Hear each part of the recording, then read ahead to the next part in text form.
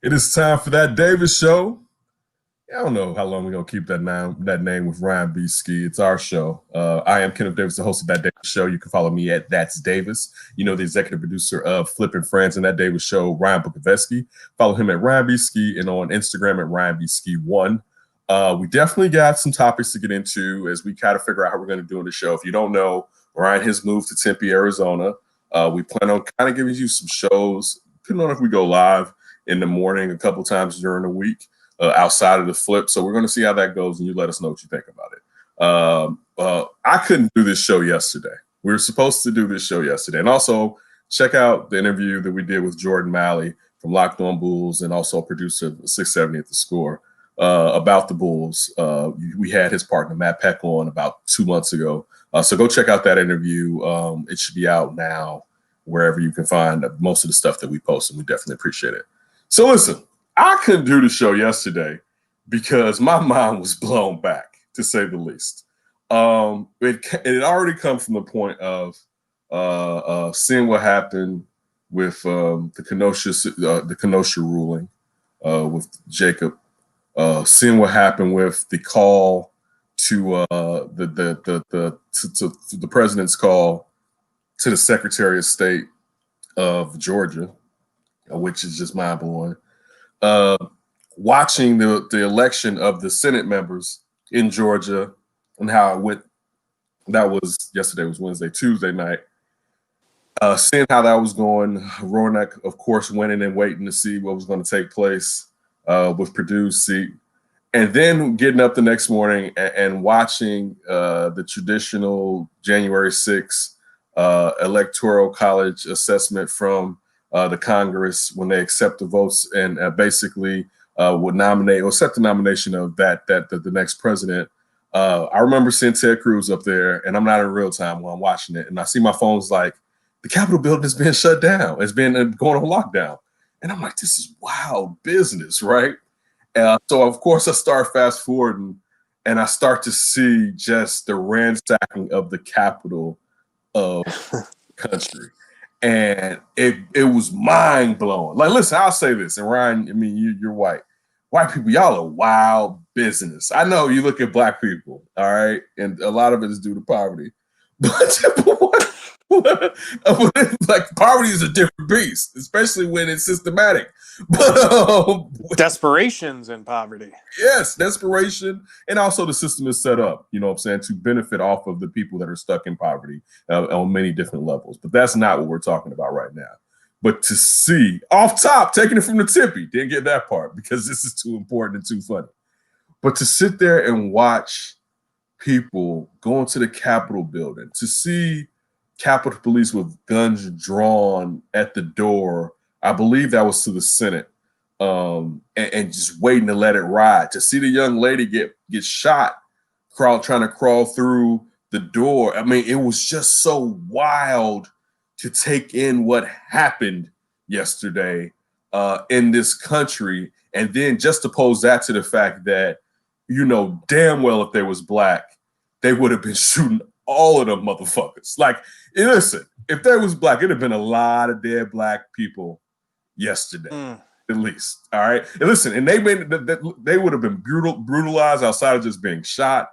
But to see the fact that these terrorists, domestic terrorists, were allowed to come inside of the Capitol to see what I mean. Listen, we don't know right now, but common sense dictates that the Capitol Police or somebody were aiding these people. And you see some of the Capitol Police. I saw one Capitol Police person come in and just like, go ahead. And to see that they said they were going on an easier stance than what took place during the summer during the George Floyd protest that took place in Washington, D.C. It's wild. Listen, it's so wild. It's like, is this cool or not? Because it's just how wild it is. It's like, listen, I was talking to my little cousin, and we talked for a couple hours today. And he said to me, man, and we thought 2020 was over. And we were 6 days in. And in a week, we went through all of that in a short sample size, what I opened up to, which is taking place when it comes to the political temperature in this country. And then to see, for instance, like Lindsey Graham's bitch ass. He's going to sit there and be like, listen, I've had a terrific ride with Donald Trump, but this is enough. And to see the people who have basically allowed him to do the things that he was doing and going along with his lies, or corroborated his lies, I guess is a better way for me to say it, who corroborated his lies that have affected these people. But the one thing I did see, someone was like, he radicalized these people. To a certain degree, these people were there before Donald Trump. He just became their vessel. This wasn't like, without Donald Trump, you know, these people didn't have these emotions. He gave them a focal point, you know, so they could focus on, and also something that they could follow, you know. So because you got to think, you had some alt-right, you had white nationalists, you had Proud Boys there, you had gun rights people there. He became a fulcrum for these people. You know what I'm saying? And we've been talking about these people since forever, since basically since the Civil War. To be honest with you, we've been talking about these people. You know what I'm saying? These terrorists that have been allowed to do whatever in this country because of their skin color. And I don't care if you don't care about it. It's just true for the fact. You know what I'm saying? But like, you can tell me some things about my people and I'll own up to it. You just got to take the same with your own people. But to see it take place in the nation's capital, to see Trump's in the squad on Mike Pence. It's like, look, this is a crazy point, Ryan. I was going to put this in the group text today, but I didn't. So I was looking at the news. Before this took place, I've been basically all news. Like, I've been kind of in sports, but I've been all news since probably last week. And I mean, I'm a heavy news person anyway, but I've been just news for the most part, right? Mm-hmm.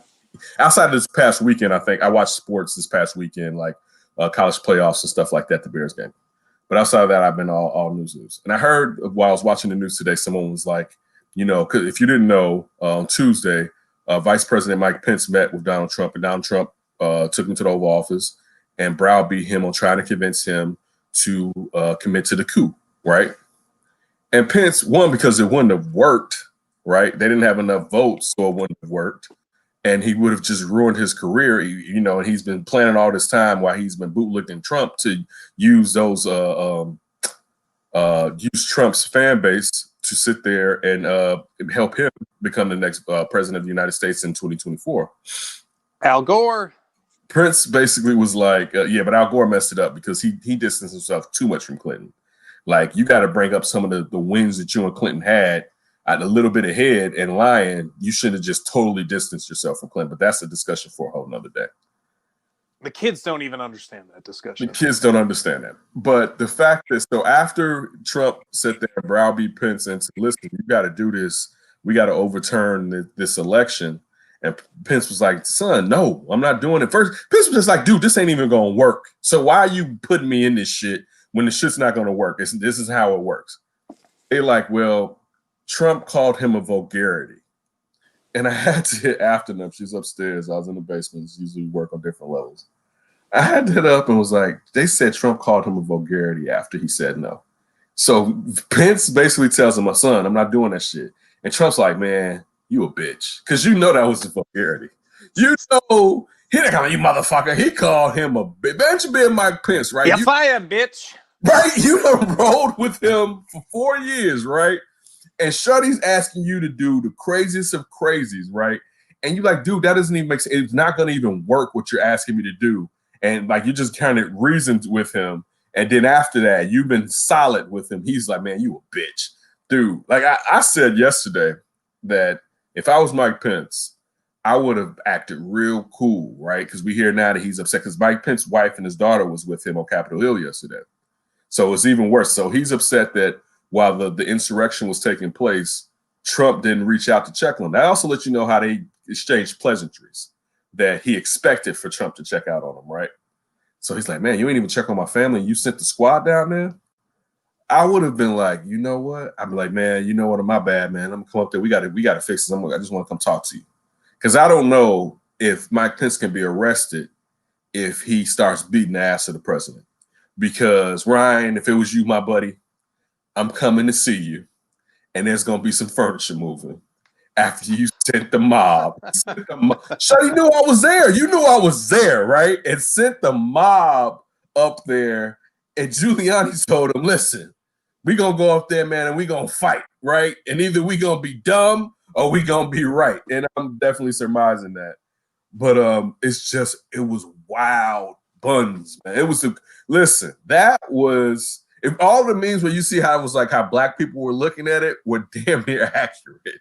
It was wild, to say the least. And I can make fun. See, this is the funny part of it. See, I can make fun of it because I wasn't there.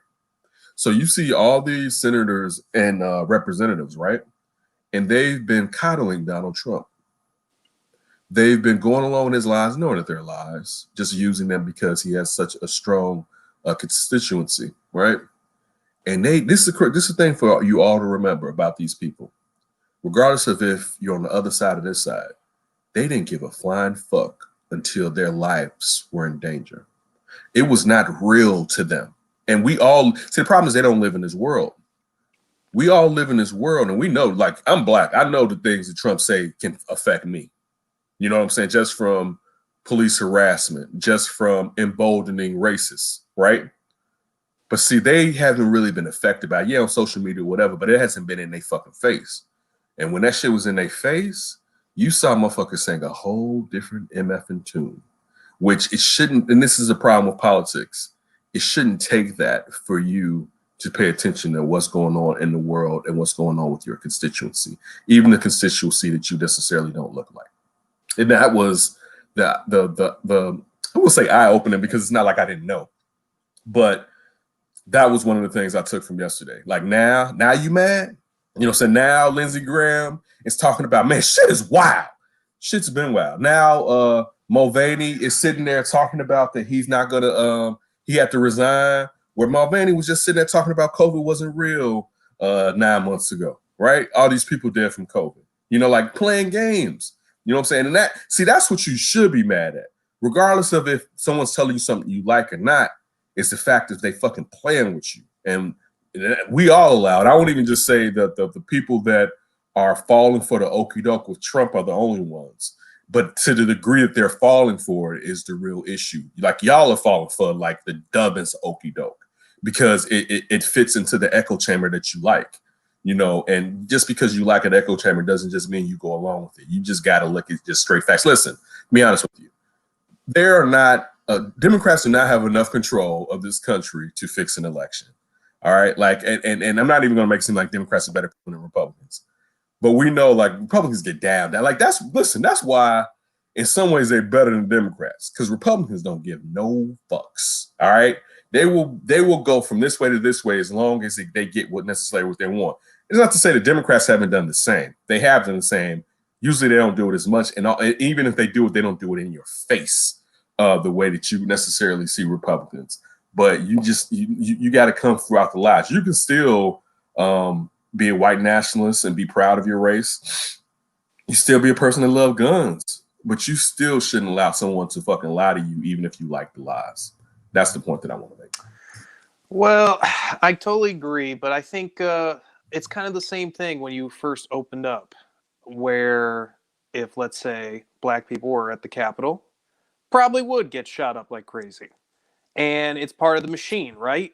And like you said, poverty, like, you know, makes people go wild, whatever. Like, that's part of the poverty machine. makes you you don't have a lot of access to certain things. But your specific example, I'm saying, poverty, like poverty, white people looking at black people like, oh, you're crazy or something for being poor or something like that, or you're wild because I meant from the actions that are called from poverty. Right. So see crime and you like black people are crazy. Majority of those are due to the fact of the economic situation that black people have been trapped. Sure. And the point is that I'm trying to make, at least, these people are kind of the other side of the coin in a way, because some of them are poor though. Yes. Some of them economic. No. That's not what I'm saying. I'm not talking. I'm sorry. Go ahead, Ryan. Go ahead. I'll be quiet. I'm talking about the machine. We are talking about the full-on machine, and the machine has obviously kept minorities down.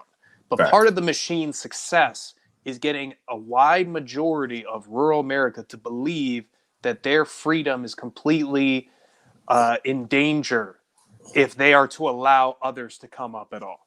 Great point. The super powerful in this country, Republican, Democrat, doesn't matter. They're probably in the same room talking with each other. Friends.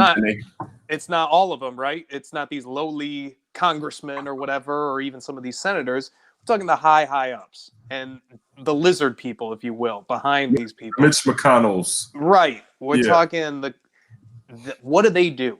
They have minorities going after white people and white people going after minorities because then they're clashing and they can just sit up above, insulated, high up above. And living in way too much of rural America, I can tell you what rural Americans love. They love the simplicity and conservativeness of their bubble more than anything. Like when I would talk to people in North Dakota and they're like, oh, you lived in Chicago? That blew their mind. They were like, I never could. I never could, because they want day in and day out to be completely under their control. And that's not very, odd for human behavior, because a lot of humans like to have control and are control freaks. So I look at these people, and I think a majority of them, there's definitely plenty of them that are just kind of like rotten apples, period, that are just like terrible white nationalist, crazy people. But I think a lot of the people there are buying into those theories, and they're not really thinking about it whatsoever. And they are following along with this idea that if we allow the Democrats, let's say, who are the enemy at this point, to come up, that means that poor middle-class whites are going to be brought down. The problem isn't, to me, and I wish these people would see this, it's not about, who's in the office, because Donald Trump wasn't doing anything for anybody anyways. Like, who was he helping? He was helping himself and his people and his 1%ers. That's where a lot of these people are misguided. 401ks. He was helping when the economy was going well. Sure, you got to give something. I mean, I'm sure even the hardened, most conservative could point to some things that Obama did well. Like, it's impossible for a president, unless they're just completely inept, to not affect the majority of the country in a positive way somehow. If you're a really bad president, if you can't give something to everybody, at least even if it's just this tiny little bit. Mm-hmm. And so to me, it's the machine at work again. It's this misguidedness, and everything's going to be relayed back to the George Floyd protests. It's going to continue more clashing, more arguing. Oh no, our thing was different. Oh no, it was different. This and that. And it's always the minute details, and we lose the focus. And the main focus is, who are these people at the top making these decisions? Who are these people that are just, like you said, the Lindsey Grahams, these people that that are just totally allowing some of this BS? But then it's also the Democrats that are bringing in BS. Like, what has Nancy Pelosi done in her lifetime as a Democratic leader? I know she's gotten really rich. It's stuff like that you've got. There's no Nancy Pelosi apologist over here. I know her office got fucked up, but I mean, it's like I'm with you. There's no. I mean, when you look at the totality of it, it's still, when you look at someone like Nancy Pelosi and you see how the new left, they want more, and it was harder for her to retain her seat at the head of the House this go round. Now, of course, they lost some seats to some Republicans, but we know that a lot of the progressives want more, and they also, the last time when they got control of the House in 2018, that she had to bargain with them that they weren't going to let some of the old heads continue to get some of the seats and some of the be on some of these panels in charge of necessarily some of these committees, because you're blocking out the younger people from rising up. I mean, I know in our community, like for instance, like the Black community, that's been a problem where sometimes with some of the past leaders haven't been necessarily nurturing or nurturing enough, but also willing to step back and let new leadership step forward. Because I remember, and I'm just from looking at like the Malcolm X movie, when Elijah Muhammad was talking about like how intoxicating that media light can be. You know what I'm saying? It's one of the most powerful drugs, if not the most powerful drug ever. Oh yeah, absolute power corrupts, absolutely. Exactly, and people don't want to give up their time in the spotlight, even if their mission in the spotlight was to benefit others. And you've watched House of Cards, right? No, and Okay. I'm not now because he's on some. Yeah. Yeah, he's I can't go back now since he on that old fuck when he was on that fuckery. So essentially, like, they try to show the dirty side of politics, and I think they show a very good picture of what it really is. I mean, it's I got you this, so you owe me forever. Sure. I did this, so you owe me. I have this on you, so you owe me. And everybody compromises what they really want because they know, hey, if I don't do or fall in line, I'm going to get exposed and then I'm out of the show. It's almost like like baseball players when you see in like movies where it's like the old guy, like, it's your last chance at the show, Billy. You gotta do what you gotta do. It's your last chance. And this is how these people are. Yeah, exactly. The drug is in them. They want to have that spotlight, like you said. And, when you're, I don't know, a lowly congressman in some area, and then you go to D.C. and you're treated like royalty, and then doors start opening up for you that you didn't think would open before, and then some people are greasing the wheels because they see somebody powerful. Like, you get drugged into that life, and it's hard to give it up, especially when you're just a congressperson. You don't actually have any particular talent. It's not like you're like Drake or something that has a talent that he can give out to the world for monetary reasons, and then he becomes very rich and people see him as powerful, blah, blah, blah. You're just like Jeff whatever. You just happen to get a bunch of people to vote for you, and as soon as they stop, you're just Jeff whatever again. I agree. I mean, totally. Look at the Josh Hawley. And listen, it's a line in 444 from Jay-Z talking about some issues in his marriage. And he used an analogy of don't end up like Eric Benet, Halle Berry's ex-husband. And I've used that to say don't end up like Ted Cruz, where a man has insulted your wife, your father, and because you want a chance at getting his constituency, you lick his boots and do his bidding. I mean, he don't even listen. He don't even treat Ted Cruz like Lindsey Graham. Like Lindsey Graham and Trump been like kicking it. Like Lindsey Graham, like, man, the rock, like he's really real. Like, dog, we've been kicking it. I don't know if y'all don't know, but the blow has been nice, right? We've been out there playing golf, hitting bumps, doing whatever the hell we want to do. Like Ted Cruz hasn't even gotten that type of benefit, and he smoked him during the election, and he disrespected your family, and you out here just taking it to the backside. Don't be like Ted Cruz. I don't even want to say as a man because that disrespects women, and women should have the same amount of pride that a man should have. Don't be Ted Cruz. Well, I mean, he's the junkie that needs that spotter in case he ODs. Please. And starts throwing up. Just watch me because I got the. Yeah, right. Yeah, I got right. The big F. I got that Milky White stuff that Mike went. Forget this H. Let me get this fentanyl going. Spit it. All right. So we gave you our political thoughts because it was pertinent. It was big, and it's my show. I mean, it's Ryan's too, but we'll do whatever we want to. No, I mean, it's a sports show, but it's big. And we know sports shows talk politics now anyway, so get over it. If you've been a fan of Dan Davis and that Davis show, you know that's how it goes. So let's get into some sports around here in Chicago.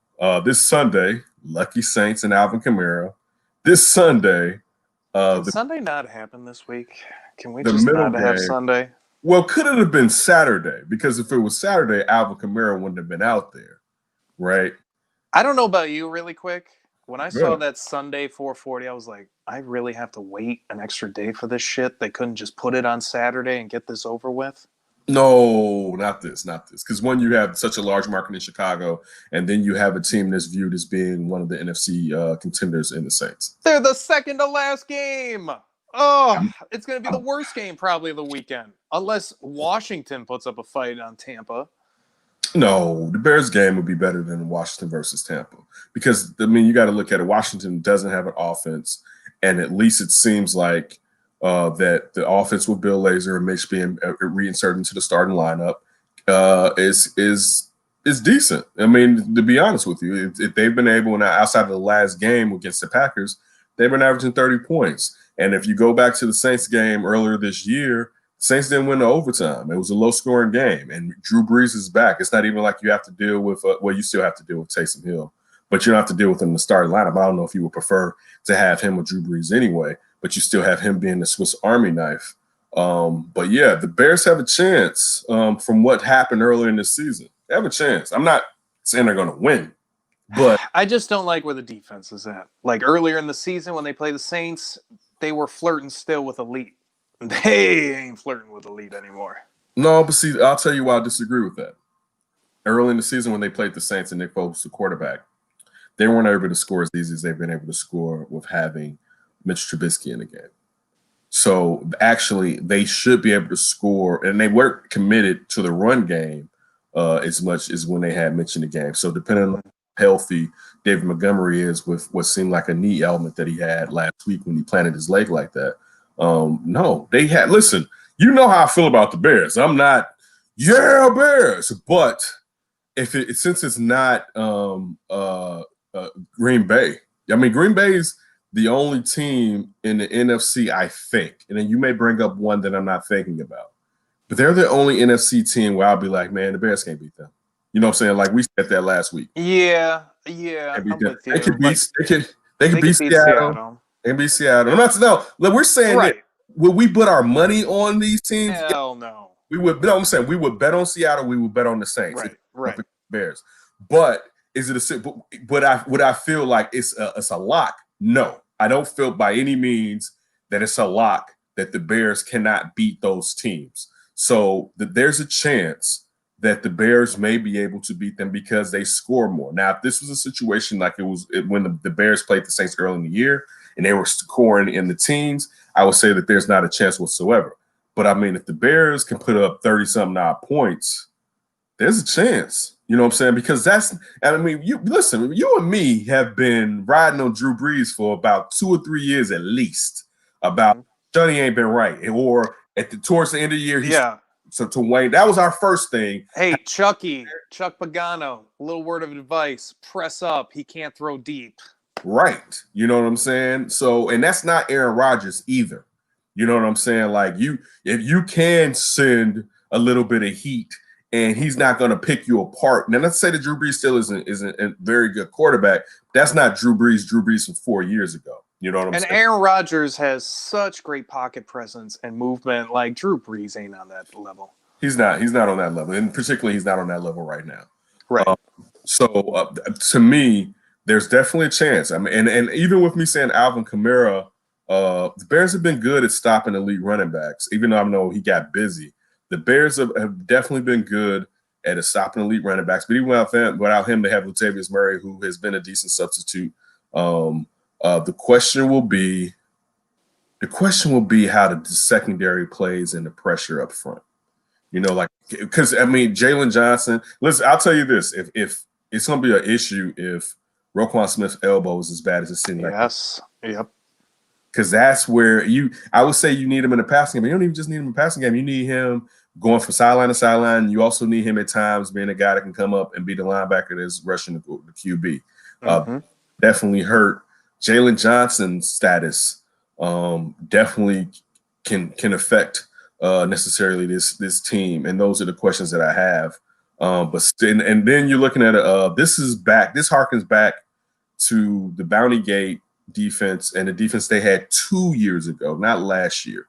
They have a really good defense in the Saints. See, that's why I'm struggling with this. Like, I'm with you. The Packers are an ultimate lock, but I think if there's another lock, it's the Saints team because of that defense.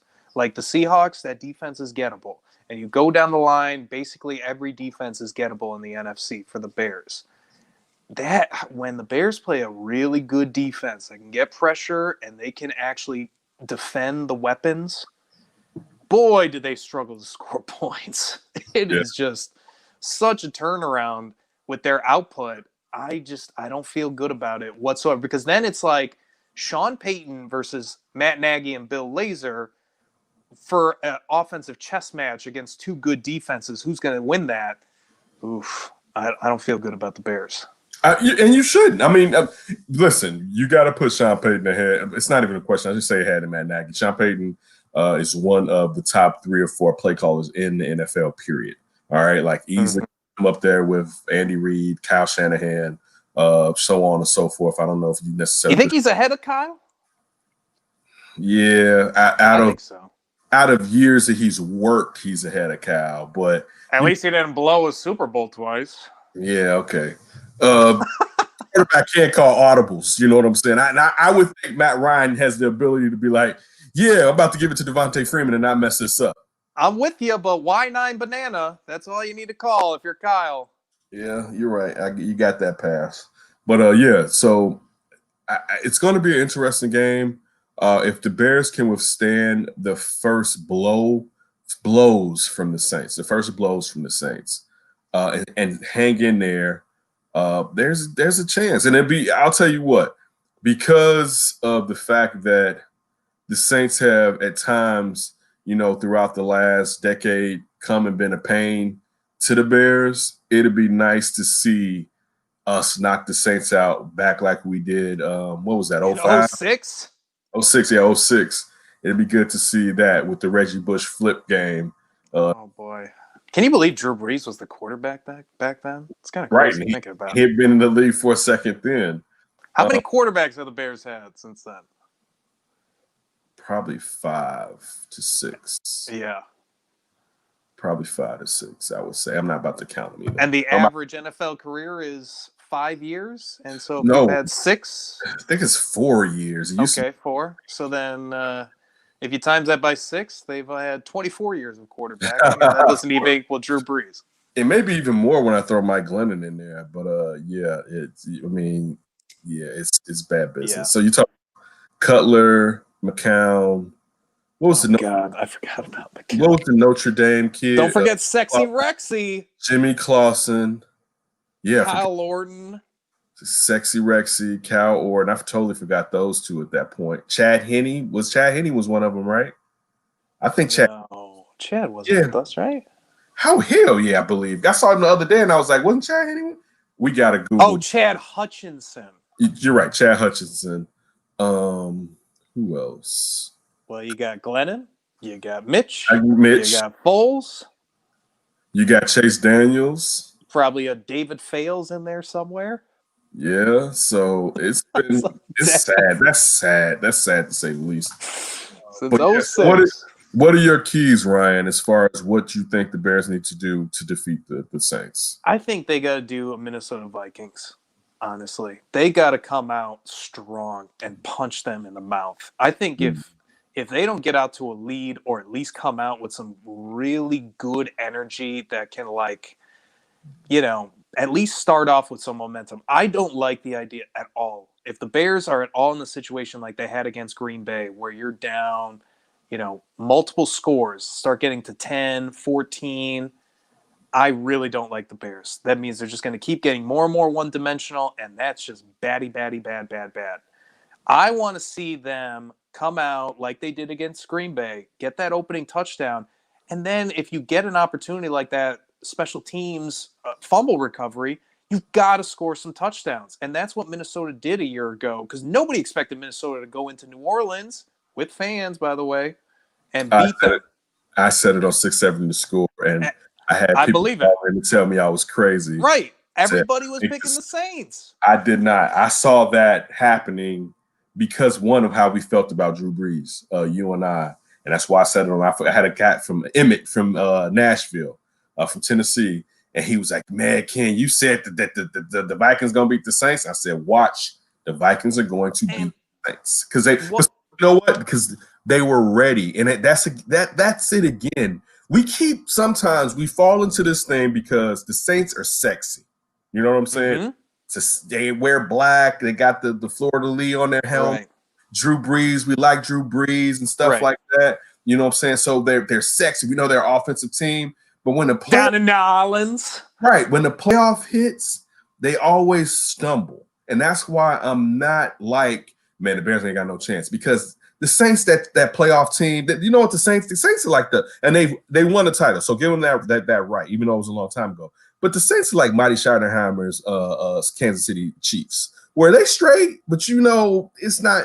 In all fairness, they not gonna make it. You know what I'm saying? Man, poor Marty. Even you could say that about his Chargers teams. Right. It's written in the cards, right? Like it's just a part of you. You don't take it to that next level like that. You know what I'm saying? And we're talking about a compromised QB with compromised ribs, right? Them tender ribs, tender love. You got to go. And I'm hungry for some ribs now. Hey, Akeem Hicks, you got to lay on him. Listen, not the full Akeem Hicks. We know you like to go across the line, but you got to lay on. Listen, hit him the lay, but do the roll off after. Right. But you got to lay on him and let him know what time it is. And then I'll say this too, and this applies to the Saints and to the Seattle Seahawks. These teams, these teams where then the Seahawks don't play in a dome, but they have a home field advantage because of their fan base. And the Saints play in a dome, so weather-wise they're straight. But also it heightens the amount of sound that you get from that's gone. So yeah, Drew Brees doesn't have to play outdoors, so it benefits them. But they don't have their fans, and on top of them not having their fans, you don't have that amount of noise on offense that stops you from being able to hear and necessarily even have to go to a silent count. So like there's an advantage now where there's a disadvantage to the Saints because that home field advantage isn't as strong as what it usually is. And that's what you got to take advantage of. This is not the same. The only advantage they have is that man with the arm that's decreased and doesn't have to play out in the wind. You know, until if he wins, he ends up going to Green Bay or Tampa Bay or wherever he's going to go. I'm with you. I think that's totally on the nose. That's why I go back to what I said. If a fighter in a boxing match like leaves their chin open, remember, what was that? My bicycle just fell out of nowhere. Oh, yeah. They break that to his credit. No, Ryan. Take me. Tempe, get down to Tempe right now. Did Trump send them? Timber. Oh, he heard us. Oh, Julia. We got spies. Who's the Takashi? We got coming through the windows. A boxer that leaves his chin open, you got to hit his chin. Facts. You've got to take advantage and not just like sit there with a conservative little game plan. Like, oh, we just got to hang around. We just got to hang around to the fourth quarter. Like, yeah, that works when you got a quarterback that can really execute late. Mitch can't do that. Mitch can do some good things for sure, but we can't be going crazy about Mitch. I was so kind of happy with this Green Bay game because it's like some of these Mitch stands came back to reality. It's like, yeah, Mitch can dominate a bad defense. What is he doing against a good defense? And he's probably going to struggle, and he's going to have an up and down game, I'm sure. And there's going to be times where we're like just slamming our hand against a wall or something like that, saying like, this is the guy you friggin' picked. But of course, he's going to do some things with his legs that allow the offense to actually function, unlike Nick Foles. And that threat of him running allows the run game to work. But they got to come out with energy, passion, like you said, with the defense, come out there, take advantage of Drew Brees. Like, do exactly what Mike Zimmer did, that brilliant game plan a year ago. Let Drew Brees throw it deep. We don't think he can. We're going to press everything up. We're going to take away everything underneath. Let's force this dude and get that pass rush going and go after him. That's exactly the model that Chuck Pagano should do. And on offense, the Bears, if you get any type of opportunity early, you have to take advantage. And you got to try to get a lead and not this, oh, let's field goal kick our way to sticking around in the fourth quarter. And that's when we'll make our run. You still got to score points. I'm with you to a certain degree because you got to know who you are. And you got to score points when the opportunity is to score points. The Bears going just a fourth quarter. Like Matt Nagy irritated me when he complained about that fourth down that they went on. Dude, you won the lottery 4 times on this team. Like, this isn't one of those teams offensively like, man, you can't stop us, right? You lucked up and won the lottery 4 times, and now you're like, man, that 4th time we should have been able to make it. And basically, Allen Robinson didn't beat his man. Talking to J.J. Stankovic on Sean and Maya on Monday was one of the things that he pointed out, right? I will say this, and it's not the Saints have a really good secondary too, just like Green Bay. You're going to have to work Allen Robinson into this game. And how about how Mitch missed that touchdown with Allen Robinson against Green Bay? Should have been thrown into You're right, but That's But him. I think that's going to be the difference between them potentially beating the Saints and not. It's going to be those opportunities that he gets. It could be. I would hope. Listen, if you're put in that situation, sometimes that's the problem. Also, man, you gotta have Jimmy Graham and Cole Kmet. You gotta have these high guys out there to be these red zone threats, these end zone threats, I should say, and take advantage of that. You know what I'm saying? Like that's one of the things. Like you have to make it simple, but even with making it simple, sometimes, man, Mitch he'll just miss his guy, and that's what when you're talking about the Mitch stance. Excuse me, that's the problem. Well, Mitch is still Mitch. And he'll just miss the open man or throw in the triple coverage. You know what I'm saying? Or throw it behind someone and not when they're open and it looks like he's throwing into triple coverage, i.e. like the Allen Robinson situation in the game against Green Bay. You know what I'm saying? But there's a chance. I feel like, to be honest with you, I feel like if they play the same game they played against Green Bay, there's a chance the Bears can come out and win it. Yeah, I would say just add a few more. Like, even though he's not great at it, you got to throw in some more deep shots. You got to get some more chunk plays, so that some of these field goals can maybe become more like touchdowns. Because like that Darnell Mooney big play was phenomenal. I mean, I think without it, the Bears get even way more smoked. And that was just one play. But think about it like this. They basically, and with the Rams, I mean, the Saints had their starters there. That game was what, 10-13, or was it 13-16? But something like that. Something like they won by 3, a field goal and OT. But I mean, if you look at that and you have the same game plan that you had against the Packers, who are a better team, there's a chance you could pull out, because you almost outside of the fourth quarter had a chance. Now we know the truth was you weren't going to beat the Pack, but you had a chance to beat them. And I don't look at the Saints as being the Green Bay Packers. I mean, Drew Brees. I'm with you. Drew Brees is not playing on the MVP level that Aaron Rodgers has gone. Hell no. You know what I'm saying? So, like, you can't, like, dude, you give Aaron Rodgers 2.5 seconds, you done. You know, Aaron Rodgers looks like Drew Brees in 2006 with Rex Grossman as Drew Brees now. Facts. So, you put the Rex Grossman on the Drew Brees. But, yeah, so that's – compared to A-Raj? I would say that the Saints should win, but I think the Bears could definitely pull that one out. You know what I'm saying? Like, I'm rooting for I'm actually rooting for the Bears to pull it out. Because I think they have a chance to pull it out and kind of shock the world. And since we already know everybody's coming back, even though there's rumors that perhaps the Bears may change their front office, Ryan Pace switch him out with one of the front office people from the Kansas City Chiefs, which I guess would mean that Matt Nagy should feel safe. We basically know everybody's coming back. Could have done that before with Chris Ballard, but didn't want to do that. You know how I feel about Chris Ballard. But I don't think they like the fact that Chris Ballard will hold that mirror up to him, because he had been in the house before, and they didn't like when he told them, like, I'm going to tell y'all that real. And they was like, give me that Ryan, yes, man. Yeah, he said, what? He done did what? Oh, bring him over here. So, yeah, I do think that the Saints are going to win, but the Bears definitely could win. I want to say the Bears are going to win, but Bears haven't done enough against good teams for me to say it. But I think the Bears will be the kryptonite to the Saints this Sunday. Whoa! Calling it? Is this 670 the score 1 year later? Call it. I'm going to call it. Man. I told you this.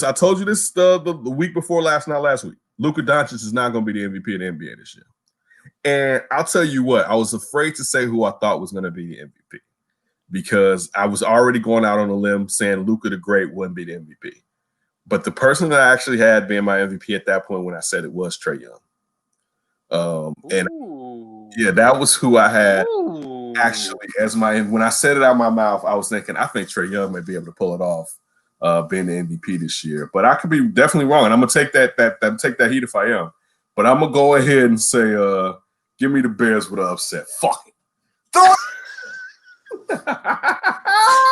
By the way, I had to look at my Suns, because that's my bold prediction. They're going to be the 5th seed in that West. So, number one right now.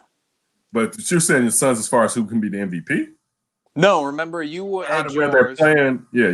I said they would replace OKC as the 5th seed in the West. Oh yeah, they're killing. Look at what the Sixers are doing. Doc? The doctor's out? It wasn't Doc. Huh?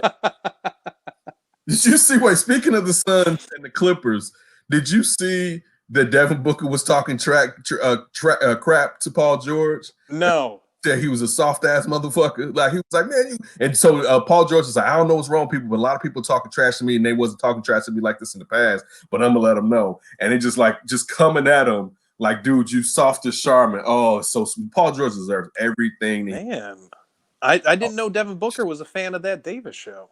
Oh, good to know. Yeah, he tunes in regularly. Good to know, because we've been talking about that for how long? You've been clowning Paul George since playoff Pete in OKC. Yeah, but then you remember I fell for the okie doke. I fell for the okie doke. When the playoffs began last year, I fell for it. I got it on up when I'm wrong. I was like, man, look at this team and look at Paul George. You got a guy like Paul George, man. He can maybe even chance to be the finals. And I was drinking that Kool-Aid. So I've been reassessing my Kool-Aid drinking, right? Because I'm like, well, you got to understand, like lately you've been Kool-Aid sipping, right? And I was Kool-Aid sipping, and then I caught myself, and this was way before they got knocked out. I was like, what the fuck is up with Paul George? But yeah, before that, Paul George is just can't be trusted. I wish the young man the best, though. I'm happy that he has his money. By no means, like Paul George has done nothing to me to hate on him having a comfortable lifestyle. But when it comes to his job and his complaining, dog, miss me with all that. I'm with you. All right, so what you got for the grabs? Let's do a little Bears, and you kind of hinted at it. Wanting to get your thoughts. If there's any way that change is coming for this team, with the result on Sunday being a loss, or do you think the band is just coming back together? I think the band is coming back together, but I will say I wonder if there's truth to the fact they would replace Ryan Pace because I think Matt Nagy, I said this before, deserves it more than Ryan Pace as far as production at their craft. I feel like Ryan Pace has blown some draft picks. I mean, especially first round draft picks. But just looking at Cole Kmet, Darnell Mooney, and also Mustafa. Who else is Jalen Johnson? You know what I'm saying?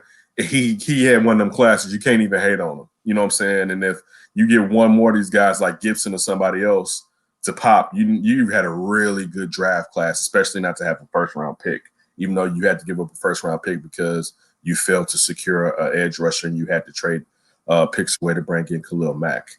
But as what Matt Nagy is supposed to have done, outside of his first year, he hasn't done it. He's supposed to be an offensive guru and a quarterback whisperer, and neither one of those things have come to fruition. So I think he hasn't done his job as much, but Ryan Pace has had a much larger sample size, and a much larger sample size has proven failure when it comes to winning losses. Ryan Pace has only had one winning season. Now, we can sit there and say he's had 2 seasons that was 8-8, but let's be honest, what do we say? He's had one winning season. Now, Matt Nagy can say, I haven't had a losing season yet. He can it's semantics, but he can use semantics to his benefit by saying, you know what, you can never say I went below 500. You know what I'm saying? Ryan Pace can't say that because he has losing seasons before Matt Nagy got there. So the excuse doesn't work. He would have to say so many different things to get there. He'd be like, hold on, are you saying you only won one season? Like you would get through the minutia of it all. So I when hearing the rumors, and I'm not saying that they're fact, Ryan Pace should probably go. I mean, I think Matt Nagy should go too. But you need a better talent evaluator. I mean, that's even when he's saying that he's hit on something. You need a guy that can hit one on first round picks, because that way you don't have to spend as much money as you had to do a free agency. And now you're in a situation where you're almost capped out. Also, you just need a new direction. You need new eyes in the building, and by bringing in a new head of football operations, sooner or later Matt Nagy's gonna be gone too, because that person is going to be like, yeah, I'm going to keep you now because ownership says so because you got a 2-year contract and they don't want to waste his money. But I'm going to bring in my person because you're going to get one person at least then. So I would say what we would want is get rid of Pace because sooner or later that person's probably going to get rid of Nagy. Because if you get rid of Nagy and the next person Pace brings in has success, they're not going to get rid of Pace. You know what I'm saying? So if they go that way, I'm fine with it, but I'd rather them clean house because you can't have 6 straight losses. You can have last year's season. We can say it's 8-8, but again, that was a 7-9 season, if not a 6-10 season. You know what I'm saying? Like it was Definitely. that Cowboys game at the end was trash. You know, yeah. So they were worse last year than the record says. And in all fairness, they were worse this year than the record says because a lot of these wins that they've amassed, and I know people say, well, you only can play in front of you, you can suck a squads. You know what I'm saying? Now, someone could say, well, what happened if they didn't bench Mitch, perhaps? But it wouldn't have mattered because they didn't have Bill Lazor calling the plays. We can't really say what this team would have been until Matt Nagy gave up play call. Mm-hmm. Because that was the real difference. I definitely bringing Mitch back. But if Mitch was the quarterback and Matt Nagy was doing play calling, Mitch would be out there getting killed. Ooh. Right. And it'd be crazy. You know what I'm saying? So I would say get rid of Ryan Pace because sooner or later that's going to bring the end to Matt Nagy's reign here in Chicago. Quick follow-up. What about Mitch? If he wins, is he back or is he back already or should he just be gone? I mean... So, again, this is from the periphery. I've seen on social media today someone saying the Bears are in the Carson Wentz, which I don't even know cap-wise if you can be in that. Yeah, I don't even think that's possible. Right. So if you're saying that you're moving them, if you're going to move off and bring in somebody else who's had at a certain point in his career a better career, but Carson Wentz hasn't been good in 2 seasons at least, I could see them getting rid of Mitch. But I think you got to bring Mitch back. Because we don't know if there's a quarterback. It's funny, our boy went and Todd McShay from ESPN's mock draft. Our boy went to pick right before the Bears. Oh, good. Ryan Pace loves trading up one pick. I know, right? Right before Trey Lance. Trey Lance, and he had 5 quarterbacks going in the first round. Our boy went right before it. Dude, it looked like you just jumped into the sky. I don't even know how the phone fell. Your picture went like this. It was like, what? It was like I didn't even hit anything and just bloop. Why are things falling? Am I on a tilt all of a sudden? I don't know, man. You got to get some rest. But everything. My powers. Yeah, but I think that Mitch has warranted. If you're gonna keep Matt Nagy and Bill Lazor is gonna be calling plays. The problem is this, and I've said this before. The problem isn't that a player option that Nick Foles has? And he got the Otto Porter deal. Like, why am I going to let this money go when chances of me getting this type of cash on the open market is minute? So you're going to pay me. And that's a situation where if you got to give Mitch a 2-year deal at least. Mitch isn't going to take a 1-year deal from the Bears. He can go that someplace else, and someplace else that may be favorable with a better play caller that can get him more money in the long run, right? So you got to give him a 2-year deal, probably 2 years with the option. Hopefully it's a team option and not a player option, right? Or if it's a mutual option. But, you probably have to do that. So I would say just from looking at – because, you can't do nothing with Nick Foles. You know what I'm saying? It's just – yeah. You can cut him. That's what you can do. Yeah, but you're going to have to eat it. But you can't do nothing with Nick Foles. So, he's your option that you have right now. And even if you brought in one of these rookies, they still need a minute to get acclimated, and especially if it's our guy, because our guy only played 1 season in 1 game. Don't tell me Mitch is coming back. Oh, yeah, you better get ready for some more Mitch. Lesser league, so I'm sorry. I think Mitch is going to definitely be back here, especially and also especially if Ryan Pace is here. If Ryan Pace is here, Mitch is coming back. Ryan Pace is like, man, look at my dude right now. Oh, God. I need to go throw up for a little bit. Okay, I'll take a second. Go right ahead. Let's move on to something non-Bears related because I'm getting sick over here. I wanted to get your thoughts on old Deshaun Watson and his in Texas. So I was reading earlier that he was going to ask for a trade. We're thinking about it and talked about perhaps asking for. Does Ryan Pace have a few first-round picks to go get Deshaun Watson? Not this time. Not again. But this is the thing. Listen, if I was Deshaun Watson, I'd be like, if Ryan Pace hit me up, I'd be like, man, Whatever. He has a contract he already signed. Give me those first-round picks. Yeah, but you could have drafted me out of college, and you moved up to get somebody that was lesser than me. No make goods? Can we? No second chances? No formal. And look, how can I trust you? So this is so what I initially read was, he was just thinking about it and then putting it as an option. But what I further read right before we started the show from ESPN was he's upset with ownership because he wanted them to at least talk to some of the GM candidates that he thought they should talk to, and they didn't even talk to him about it. And he's put out in social media the same old as far as, and going back to like the DeAndre Hopkins incident when nobody told him that DeAndre was going to be traded because they knew he wouldn't go along with it. But they're going to their best player and most important player. J.J. Watt's time as being their most important player is over, and their best player. Deshaun Watson, without DeAndre Hopkins, threw for 33 touchdowns, 7 interceptions, and 4,500 yards this year. Deshaun Watson's been the face of the Texans for multiple years now. Right, with Kyle Fuller out because he was roiding up so he wouldn't get hurt, so he can finally give some money. Like Will Fuller. Thank you, Will Fuller. Don't put that on my Kyle Fuller. Get my Fullers messed up. But I mean, it sounds good. The cap hit is $22 million. But see, the thing was the cap hit being $22 million on a team like them, even though I think their cap isn't straight from having to play. Even I think JJ's about to come off after this season. But the Larry Tunsil money that they, you know what I'm saying? So, but yeah, I would take them in a heartbeat. I mean, hell yeah. I don't see it happening. You know what I'm saying? No. I see their ownership trading him away because that's the only box office. You'd have to be a fool, right? He's a top 5 or 10 quarterback, basically. Yeah, I mean, he's a top 5 quarterback. Well, he's top 6 at least. I'll put it like that. He's a top 6. I'm good with that. I can put him high up. Patrick, A-Raj, Josh Allen. Him and Josh Allen are 3 and 4. Yeah, I mean, yeah, I got no problem with that. And actually, I would no problem with Deshaun. He's working with less than Josh Allen is right now. So I thought the world of Deshaun coming into the league, and I think the world of him now.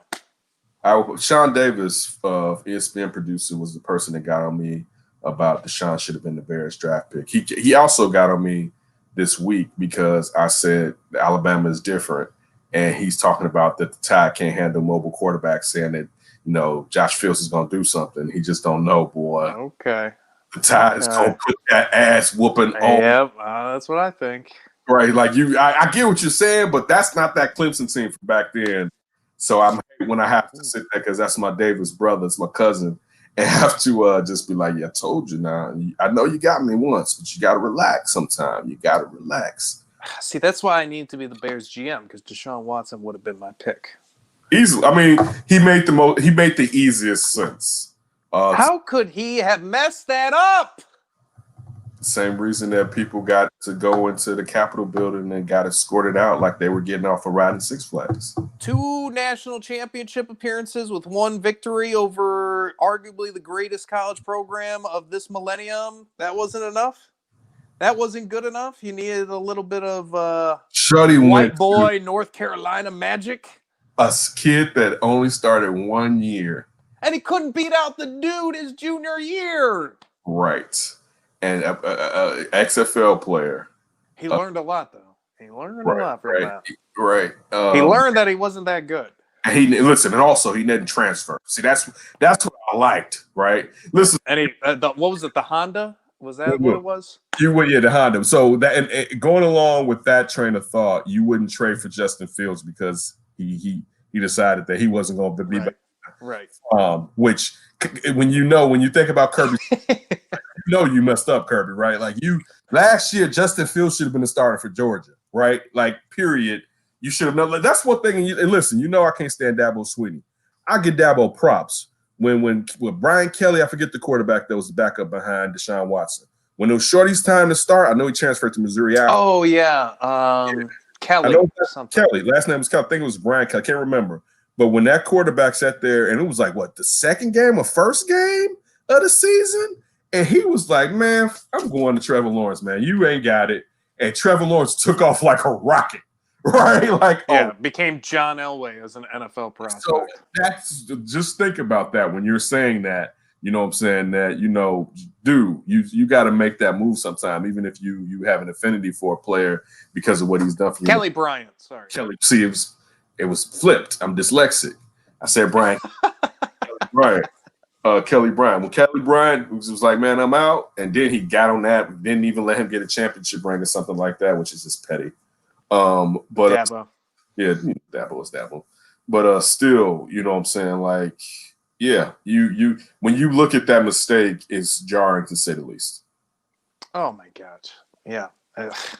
And then on top of it too, just going back to Mitch. Oh my God. This you know what? Forget it. I'm not even gonna get started. I'm already too upset. All right. So we'll definitely be back with the flip this weekend as we try to figure out the schedule moving forward during the week. But we're going to give you this great content. Definitely be patient. Not patient in a way that we're going to give you some slack, but patient in the way we give it to you as we try to figure out schedule-wise what works the best. But we're not going to quit, to say the least. We got national championship recap and, gosh, Bears recap, I guess. Don't say it, man. The Bears are going to win. It's going to be a great... I know. Now you got me sick to my stomach that they might win.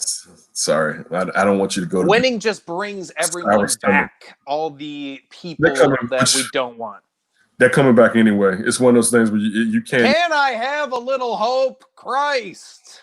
Maybe not. But, I mean, that also tells you where I'm at with the Bears, where I'm not even going to let that ruin my day because they do stuff like that anyway.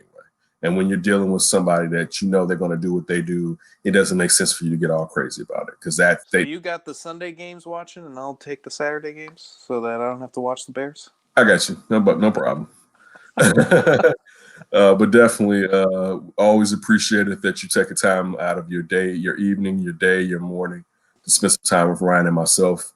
Definitely be safe out there during this pandemic and be mindful of others, regardless of their ignorance or not. And as I said earlier, we always appreciate it.